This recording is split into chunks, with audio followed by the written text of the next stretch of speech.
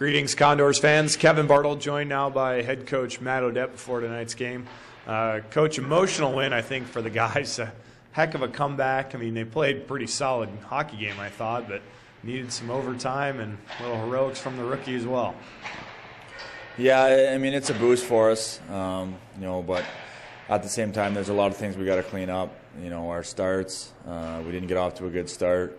We kind of recovered and started playing better and started playing in their end, but we get some momentum, then we come out the first shift of the second, give up a goal. These type of things can't happen. We got to clean that up and find a way to play a full 60 minutes. You end up with 53 shots on the night, I think it was. Every line had their offensive opportunities. Just one of those nights, or you think you have some combinations here that might work for a while? Yeah, I mean, we've been kind of tinkering with the other two lines. Obviously, the one line we don't have to touch. But, the other two lines, we're trying to find some chemistry there and, produce a little bit of secondary scoring. But seeing the opportunities that they have, it's encouraging. Hopefully they can start cashing them in. As a former D-man, you had to like 3 out of the 4 goals last night coming from your blue line. Nice to get that kind of offensive contribution. 17 shots as well from your D-men. And I mean, I think that just speaks to, how important they are to contributing to the offense. They get those shots through, and guys are going to get their chances. Yeah, it's been something that we've been stressing, this week in practice. We're not generating enough from our defensemen. As far as getting pucks to the net, we've been getting a ton of shots blocked.